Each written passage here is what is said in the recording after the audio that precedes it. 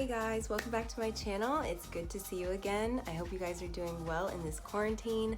Hopefully it is almost over, but I do hope that you guys are using the time that you have at home with your loved ones as best as you can, because I'm not sure if we'll ever have another time like this.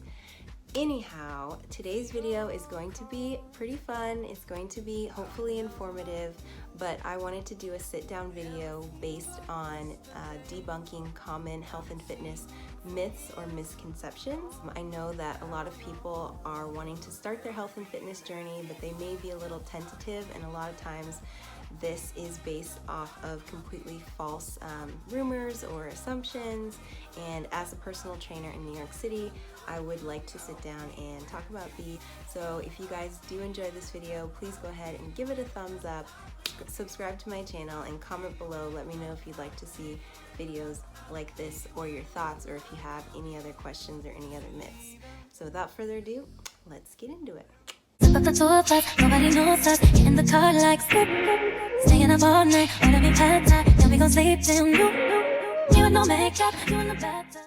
Okay, so probably the most common thing that I hear from females when they're wanting to start their fitness journey is that they don't want to look manly. At the risk of not being politically correct, when they say manly, I'm assuming they mean like, you know, bodybuilders with, you know, the veins and like no body fat, etc. Usually when people tell me this, I kind of laugh, because if they know how intense and strict of a workout and diet regimen that it takes for bodybuilders to get to look like how they do, they would not be worried about that. So that's the first thing. You don't need to worry about that. Testosterone, real quick without getting too sciencey, is a hormone that causes, you know, like the manly features in the body, and a lot of times bodybuilders do take like extra testosterone hormones. So if you're not into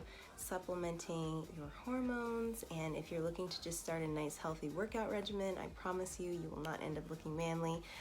Lastly, when you work out your muscles, there's this misconception that they will always just get bigger and bigger and bigger, and that's just not the case. Like, you will continue to gain strength, but that doesn't necessarily mean that they will become bigger and bigger. So that's the first thing. Another myth that I hear, or I guess misconception, is I want to start working out, I want to eat healthy, but I don't want to constantly be hungry. I don't want to eat salads all the time. And this is also a little comical, because I don't know where you guys get the idea that you have to be hungry to look how you want to look, or to have a successful health and fitness journey. So the fact of the matter is, you need to actually be in a caloric surplus in order to gain muscle. So that means you need to be eating more calories during the day than you are burning. Even at rest, we are burning calories. In your daily activities, you're burning calories. So on top of that, you know, if you're working out every day, you're also burning calories. So you need to have a surplus at the end of the day to gain muscle. On the flip side of that, if you're trying to firstly lose a lot of fat and you have excess fat content, then you do need to be in a caloric deficit, but that doesn't equal hungry. Have you ever eaten like a really fatty meal or a really crappy fast food meal, and then literally like an hour later you're hungry again? And that's mainly because those are empty calories. There's not a lot of nutrients in them. So that's another myth there. Okay, another thing I hear all the time is, you know, I've been working out and I'm not losing any weight, so this means that I'm not making any progress. When you train with me, I am not necessarily worried about your weight. I'm worried about your fat composition and how much your body fat percentage is. I would say there's technically no magic number for what weight you should be at. We're all portioned differently, all made by God differently. If you have an excess fat content, or if you're obese, you know, you want to definitely lose weight, and that will help with that.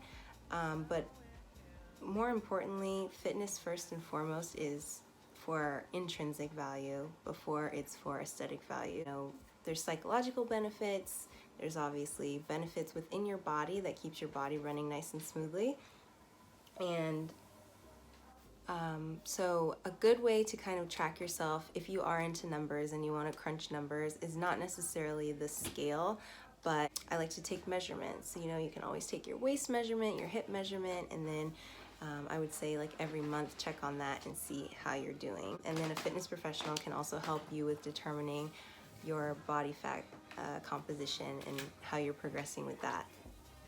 Okay, for the cardio bunnies out there, another misconception is that cardio is the only way or the best way to lose weight. Don't get me wrong, cardio is definitely going to burn a ton of calories. If you're on the treadmill for an hour every day, you're going to be burning calories. But the fact of the matter is cardio doesn't help with strength training, so it doesn't strengthen your muscles. And conversely, weight training not only burns calories during your workout, but when you're gaining muscle, muscle will help to continue burning calories even when you're done with your workout, even when you're at rest.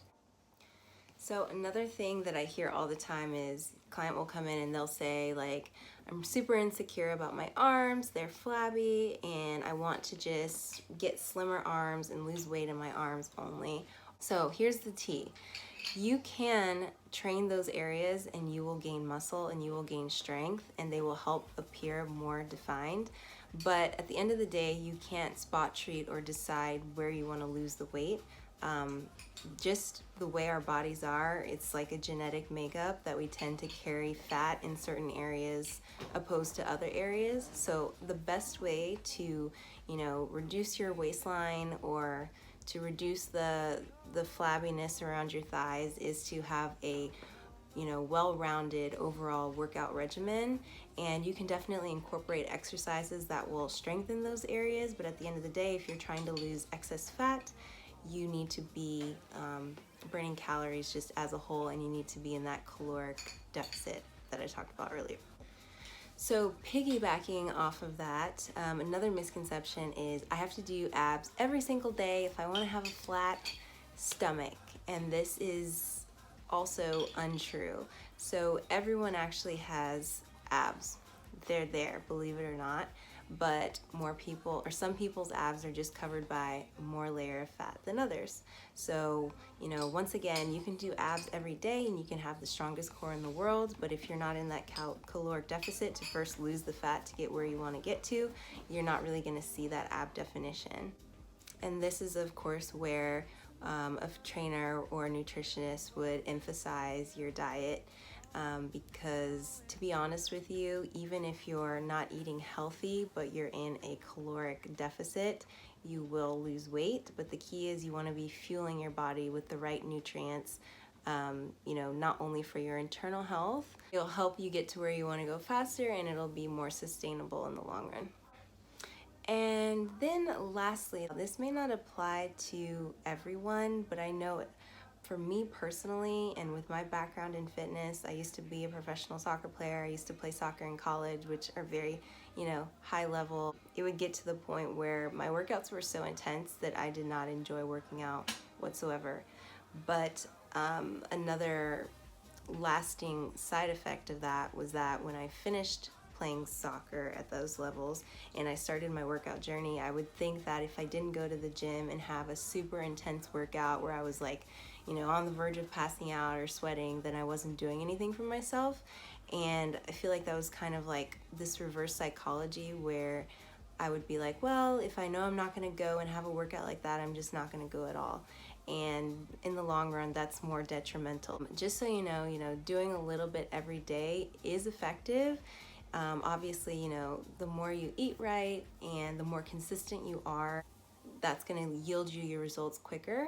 But at the end of the day, if you are just starting your fitness journey, don't have anxiety about it. Don't feel like you have to work out for 3 hours straight every day, or you have to have this super intense workout every single day. Just get something done that you can. There's so much information out there now. You can even have like a 10-minute workout every day. But the first thing I would definitely recommend is making sure that your diet is where it needs to be. You're intaking a lot of protein. You're getting your cardio in. If you are trying to lose a lot of fat, you are strength training, and you're doing everything you can Okay guys, so that concludes today's video. Short, sweet, and to the point. Let me know in the comments what you think about that. If you have any other questions and if you'd like to see any more videos similar to this. I hope you guys are staying safe, I hope you're staying healthy, and I hope you're staying true to your fitness goals even during this time.